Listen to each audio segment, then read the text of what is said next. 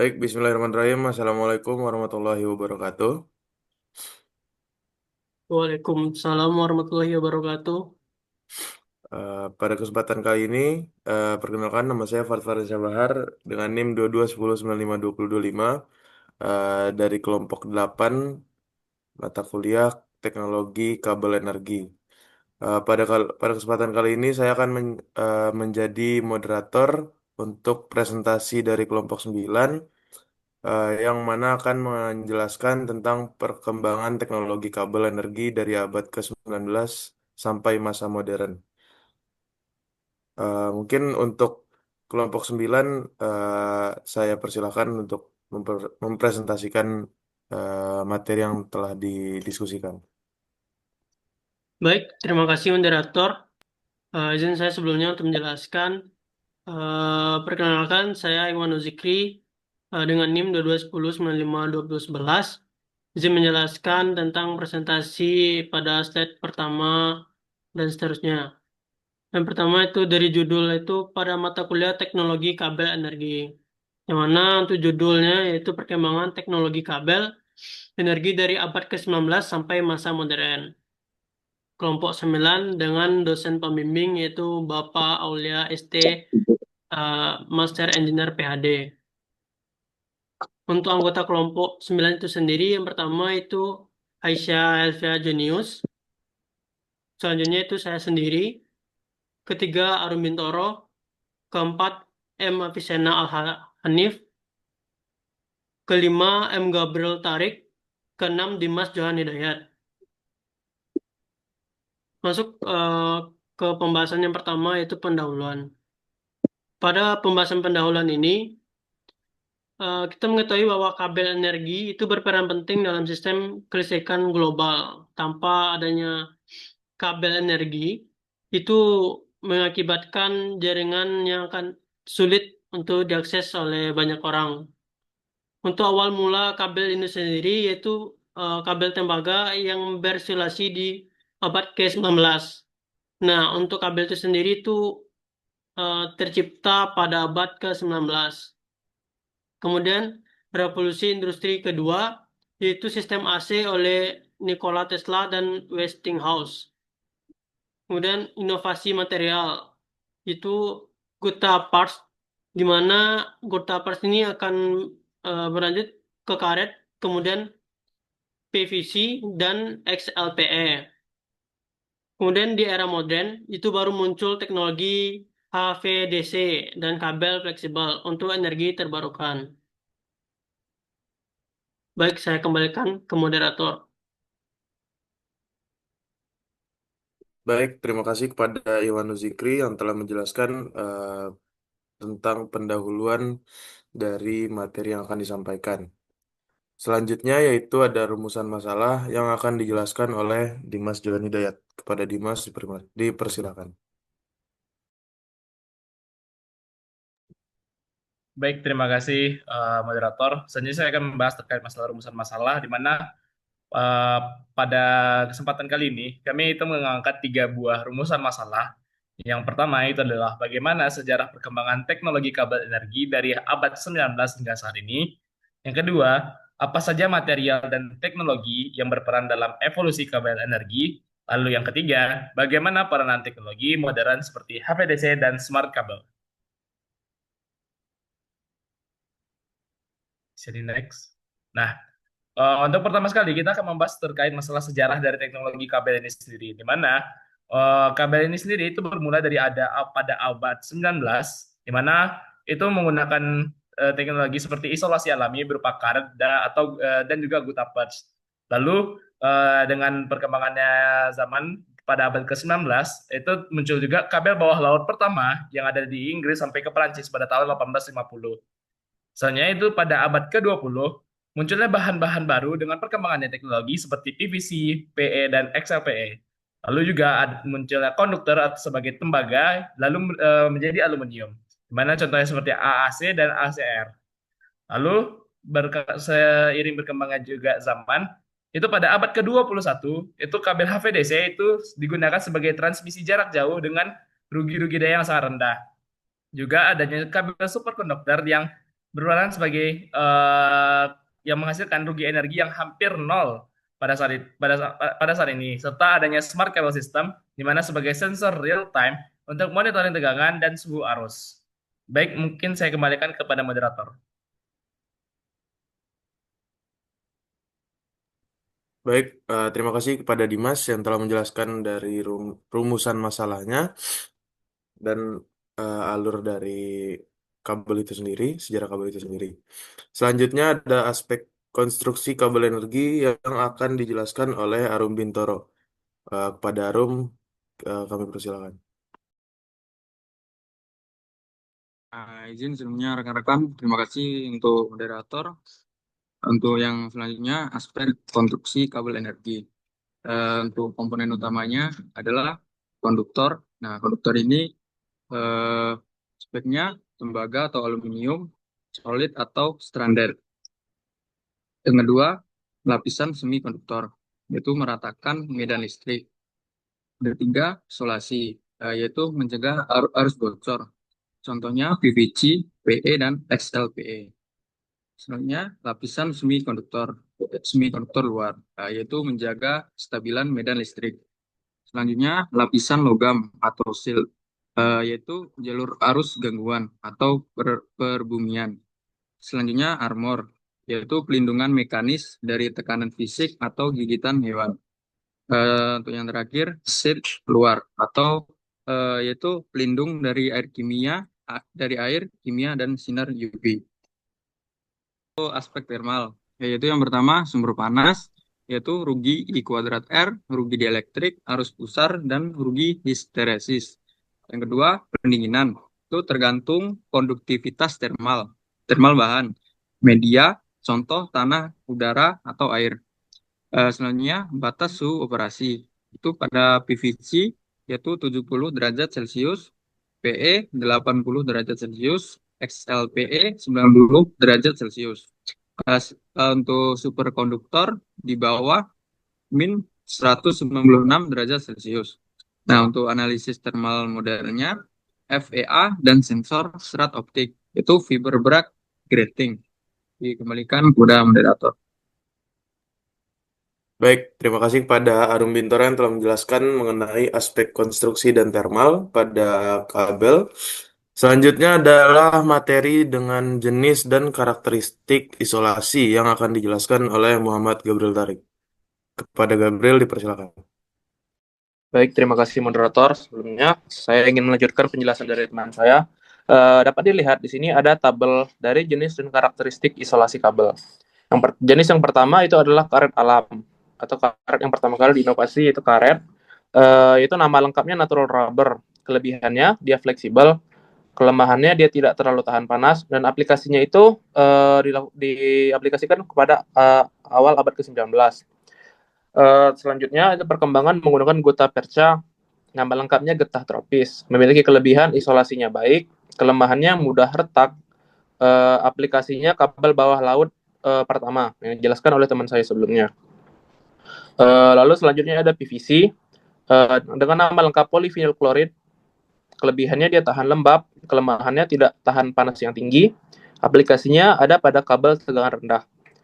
Lalu ada PE, nama lengkap polyethylene, kelebihannya ringan dan tahan air, kelemahannya dia rentan terjadi discharge, aplikasinya kabel distribusi. Lalu ada XLPE atau crosslink PE, kelebihannya dia stabil terhadap thermal atau suhu, memiliki umur yang panjang. Untuk kelemahannya, proses pembuatannya yang lumayan rumit.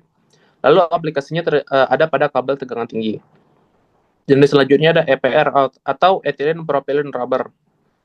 Kelebihannya dia fleksibel, tahan terhadap ozon atau O3, memiliki kelemahan kapasitansinya yang cukup tinggi, aplikasinya ada pada kabel tegangan menengah.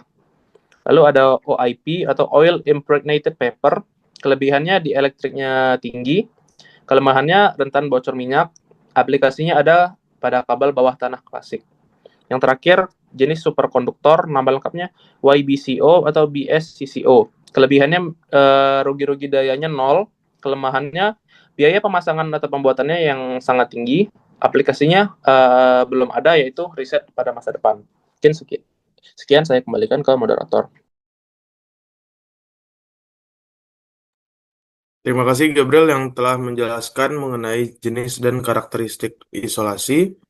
Selanjutnya adalah keterkaitan aspek konstruksi termal dan isolasi yang akan dijelaskan oleh Aisyah. Kepada Aisyah, dipersilakan. Baik, untuk selanjutnya keterkaitan aspek konstruksi, termal, dan isolasi. Ketiga aspek ini saling berkaitan erat dalam menentukan kinerja dan umur pakai kabel energi.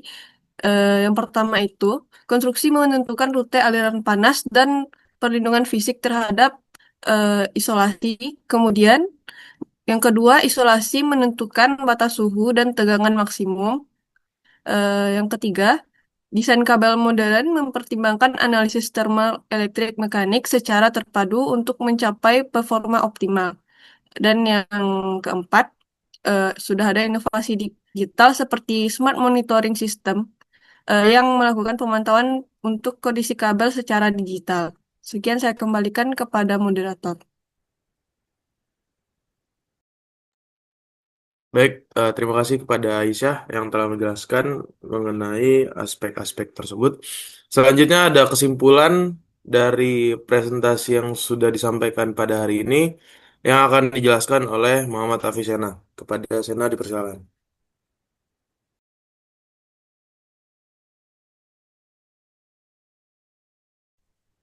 Baiklah, yang pertama untuk kesimpulan itu perkembangan material dan teknik telah meningkatkan efisiensi kabel seperti dimulai pada abad ke-19 itu hanya menggunakan isolasi alami berupa karet dan pengaplikasian kabel bawah laut. Hingga sekarang itu menggunakan kabel HVDC dengan transmisi jarak jauh dengan rugi rendah serta kabel superkonduktor dengan rugi-rugi energi yang hampir nol dan aplikasinya itu dalam bentuk smart kabel system. Yang kedua itu ada evolusi menggunakan yang menggunakan bahan alami, kemudian dilanjutkan menjadi polimer modern hingga saat ini menggunakan superkonduktor. Yang ketiga itu ada arah masa depan. Arah masa depannya itu menjadikan material menjadi lebih ramah lingkungan dan integrasi dalam digital monitoring. Yang keempat itu ada kolaborasi antara akademisi, industri, dan pemerintah penting untuk inovasi berkelanjutan. Sekian dari saya, kembalikan ke moderator. Baik, terima kasih Sena yang telah menjelaskan bagian kesimpulan. Selanjutnya adalah kita memasuki sesi tanya jawab kepada kelompok reviewer. Kami akan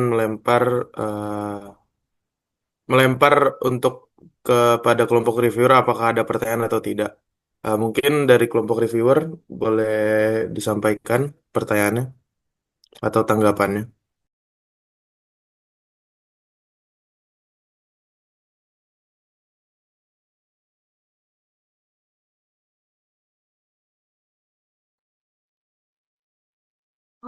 Izin bertanya, moderator.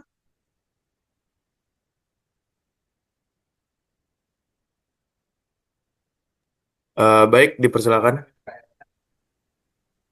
Baik, sebelumnya terima kasih kepada moderator, terima kasih kepada kelompok penyaji. Saya ingin sebelumnya perkenalkan, saya Yunisi Febi Salvania dari kelompok 5 ingin bertanya kepada kelompok penyaji, yaitu bagaimana peran kabel energi modern dalam mendukung sistem tenaga berbasis energi terbarukan. Sampai moderator. Baik, mungkin kepada kelompok pemateri mungkin bisa di-keep dulu pertanyaannya. Saya kembalikan kepada kelompok reviewer apakah masih ada pertanyaan atau tidak. Izin moderator, Ya, baik silakan. izin bertanya untuk kelompok penyaji. Jadi untuk pertanyaannya, apa inovasi teknologi kabel terbesar pada abad ke-21 dan apa konsep terbaru yang dibahas dalam makalah ini? Cukup moderator. Baik, terima kasih Salma yang telah memberikan pertanyaan. Mungkin sekarang kita keep dulu untuk pertanyaannya di batas 2 pertanyaan terlebih dahulu. Kepada kelompok penyaji, apakah ada yang ingin menyampaikan jawaban dari kedua pertanyaan tersebut? Baik, sebelumnya terima kasih moderator. Saya Muhammad Gabriel Torik, izin menjawab pertanyaan dari Feby.